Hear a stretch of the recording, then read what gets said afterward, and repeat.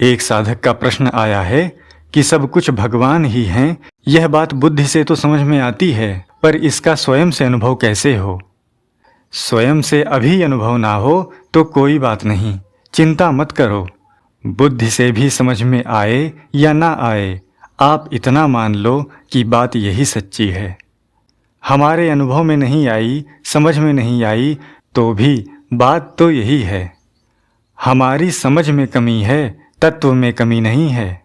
इसलिए सच्ची बात अवश्य बैठेगी, हटेगी नहीं। और किसी के कहने से मानने में ना आए तो मेरे कहने से मान लो। इसमें अभ्यास नहीं है। अभ्यास से अनुभव नहीं होता, क्योंकि अभ्यास जड़ से होता है। शरीर, इंद्रियां, मन, बुद्धि के बिना अभ्यास नहीं होता। जड़ से चेतन की प्राप्ति नहीं होती। चेतन की प्राप्ति चेतन से ही होती है। जड़ से सांसारिक काम होता है। परमात्मा को तो केवल मानना है, स्वीकार करना है, क्योंकि वह तो है ही ऐसा। यह गंगा जी है, इसमें अभ्यास क्या है? पहले हम इसको एक नदी मानते थे, अब किसी ने बता दिया कि यह गंगा जी है, तो मानने में क्या जोर आया? ऐसे ही मान लो कि यह सब परमात्मा है। हमें अनुभव हो या ना हो, बुद्धि में आए या ना आए, पर सच्ची बात तो सच्ची ही रहेगी। उसको कोई झूठी कर सकता ही नहीं। कम से कम सत्संग करने वाले भाई बहन तो इस बात को मान ही सकते हैं। सब कुछ भगवान ही हैं, इसको स्वीकार कर लो बस, और कुछ नहीं करना है। स्वीकार करने मात्र से काम हो जाएगा, क्योंकि बात है ही ऐसी। यह किसी की बनाई हुई नहीं है। यह सब परमात्मा है, यह कच्ची बात नहीं है, पक्की बात है। इसलिए इसमें संदेह संशय करने की जरूरत नहीं है। इसको एक बार मान लिया तो बस मान ही लिया। मनुष्य अग्नि की साक्षी में विवाह करता है।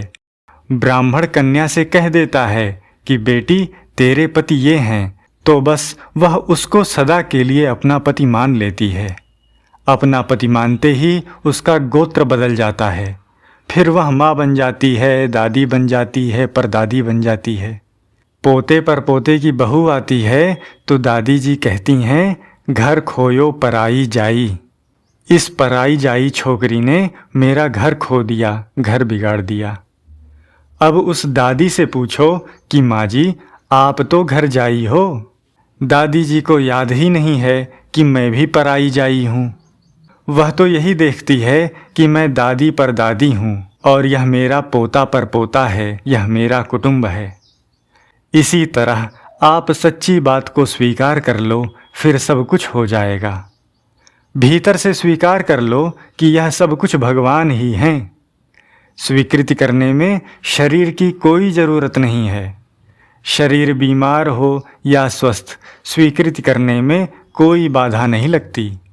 सब कुछ परमात्मा ही हैं, यह स्वीकार कर लो तो संसार है यह भावना मिट जाएगी और परमात्मा ही रह जाएंगे, जो कि वास्तव में हैं। एक कहानी है, एक लड़का मुंबई में रहता था। उसके पिताजी दूर गांव में रहते थे। एक बार वह लड़का बीमार हो गया। पिता को बीमारी का समाचार मिला तो विचार किया कि चलो जाकर मिल आवें। दैव योग से वे जिस धर्मशाला में ठहरे थे, उनका लड़का भी उसी धर्मशाला में पास वाले कमरे में ठहर गया। लड़के को बड़ी खांसी आ रही थी। पिता ने व्यवस्थापक को बुलाया और उससे कहा कि पास वाले कमरे में कोई व्यक्ति खांस रहा है, जिससे मेरे को नींद नहीं आती, इसको यहाँ से निकालो। व्यवस्थापक ने उस लड़के को निकाल दिया। दूसरा कोई कमरा खाली था नहीं, अतः वह लड़का बेचारा बाहर जाकर बैठ गया। सुबह होने पर पिता बाहर निकला। बाहर लड़के को बैठा हुआ देखा तो बोला, अरे यह तो मेरा बेटा है। वह उसको अपने कमरे में ले गया। जो लड़का पड़ोस में नहीं सुहाता था, उसको वह अब अपने कमरे में ले गया। पहले पता नहीं था कि यह मेरा ही बेटा है, अब पता लग गया तो इसमें क्या देरी लगी, क्या अभ्यास करना पड़ा। ऐसे ही आप मेरे कहने से मान लो कि यह सब परमात्मा ही हैं। गेहूं के खेत में अनजान आदमी को घास दिखती है, पर जानकार आदमी को गेहूं दिखता है। कारण कि मूल में वह गेहूं ही था और अंत में उसमें से गेहूं ही आएगा। ऐसे ही इस सृष्टि के आरंभ में भी परमात्मा ही थे और अंत में भी परमात्मा ही रहेंगे। फिर बीच में दूसरी चीज कहाँ से आई? एक परमात्मा ही अनेक रूपों से प्रकट हुए हैं। इसलिए मन भी वही है, बुद्धि भी वही है, प्राण भी वही है, इंद्रियां भी वही है, शरीर भी वही है। स्थूल शरीर भी वही है, सूक्ष्म शरीर भी वही है और कारण शरीर भी वही है। सब कुछ वह परमात्मा ही है, दूसरा कोई है ही नहीं। आपको दिखे या न दिखे, केवल यह मान लें कि परमात्मा ही हैं, फिर दिखने लग जाएगा, क्योंकि वास्तव में है ही वही। इसमें कोई असत्य नहीं है, ठगाई नहीं है, धोखा नहीं है, बिल्कुल सच्ची बात है। साक्षात परमात्मा ही परमात्मा है।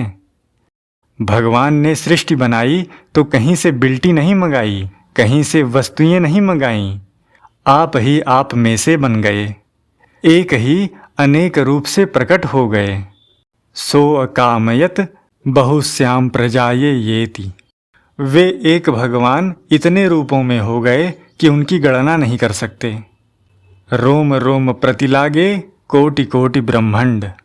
भगवान ही अनेक रूपों में लीला कर रहे हैं। न मैं है, न तू है, न यह है, न वह है, एक भगवान ही हैं। मैं भी वही है, तू भी वही है, यह भी वही है, वह भी वही है।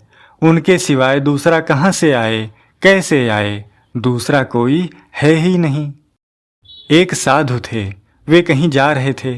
रास्ते में लघुशंका करने के लिए वे एक खेत में बैठ गए। खेत के मालिक ने देखा कि जो हमारे खेत से मतीरा चुराता है वह यही है। उसने आकर पीछे से लाठी मार दी। जब देखा कि ये तो बाबा जी हैं तो माफ़ी मांगने लगा। बाबा जी बोले कि तुमने मेरे को मारा ही नहीं, तुमने तो चोर को मारा है। वह बोला, अब क्या करूं महाराज? बाबा जी बोले, अब तेरी जैसी मर्जी। वह बाबा जी को गाड़ी में बिठाकर शहर में ले गया, उनकी मलहम पट्टी कराई। बाद में एक दूसरा आदमी दूध लेकर आया और बोला, महाराज दूध पी लो। बाबा जी बोले, तू बड़ा अजीब है, कभी लाठी मारता है, कभी दूध लाता है, तेरी लीला विचित्र है। वह आदमी बोला कि नहीं महाराज, मैंने लाठी नहीं मारी। बाबा जी बोले कि तू बता, दूसरा आया कहाँ से? तू ही था, मैं जानता हूँ। वह आदमी घबरा गया कि बाबा जी मेरे को पकड़ा देंगे, फंसा देंगे। वह बार बार कहे कि महाराज मैंने नहीं मारा, पर बाबा जी उसकी बात मानने को राजी नहीं थे। बाबा जी यही कहते कि मैं जानता हूँ, तू ही था, यह सब तेरा ही काम है। बाबा जी की दृष्टि भगवान पर थी, भगवान के सिवाय दूसरा कोई कहाँ से आए? पृथ्वी, जल, तेज, वायु, आकाश, मन, बुद्धि और अहंकार यह अपरा प्रकृति है और जीव परा प्रकृति है। ये दोनों प्रकृतियाँ भगवान का स्वभाव होने से भगवत स्वरूप ही हैं। इसलिए सब रूपों में भगवान को देखकर मस्त हो जाओ, हरदम मौज में रहो, आनंद में रहो। वाह प्रभु वाह, आनंद हो गया, कृपा हो गई कि सब जगह सब समय आपके ही दर्शन हो रहे हैं। पहले हम इस बात को जानते नहीं थे, अब आपकी कृपा से यह बात मिल गई।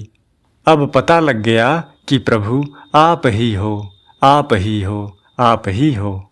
जड़ भी आप ही हो, चेतन भी आप ही हो, स्त्री भी आप ही हो, पुरुष भी आप ही हो, माँ भी आप ही हो, बाप भी आप ही हो, दादी भी आप ही हो, दादा भी आप ही हो, हमारे सब कुटुंबी आप ही हो, पशु भी आप ही हो, पक्षी भी आप ही हो, जलचर नभचर थलचर भी आप ही हो, उद्भिज स्वेदज अंडज जरायुज भी आप ही हो, आप ही नदी हो, आप ही पहाड़ हो, आप ही समुद्र हो, आप ही सूर्य हो, आप ही चंद्रमा हो, आप ही तारा हो, आप ही मनुष्य हो, आप ही असुर हो, आप ही भूत प्रेत हो, आप ही राक्षस हो, आप ही देवता हो, मैं भी आप ही हूँ, तू भी आप ही हो, यह भी आप ही हो, वह भी आप ही हो।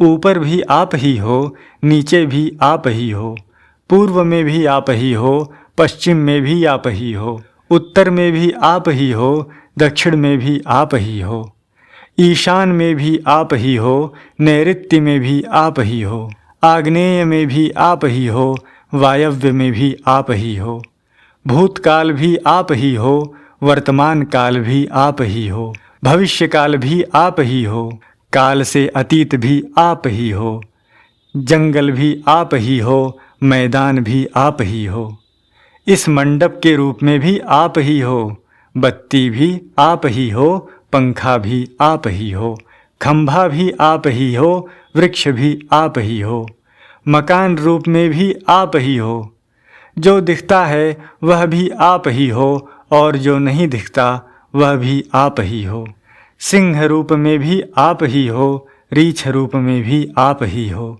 बंदर रूप में भी आप ही हो, साधु रूप में भी आप ही हो, गृहस्थ रूप में भी आप ही हो, अन्न रूप में भी आप ही हो, तरह तरह के फलों के रूप में भी आप ही हो, भूख में भी आप ही हो, प्यास में भी आप ही हो, सोते हुए भी आप ही हो, बैठे हुए भी आप ही हो, तरह तरह के रूपों में आप ही हो।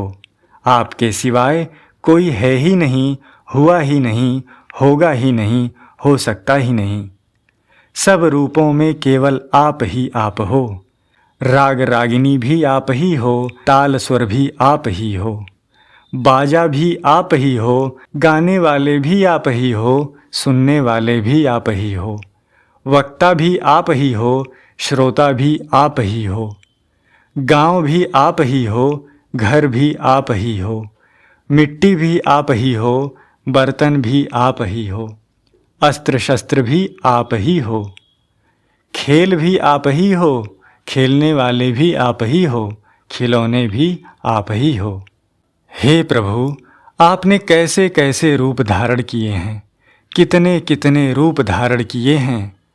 अनंत अनंत रूपों में केवल आप ही हो, आप ही हो।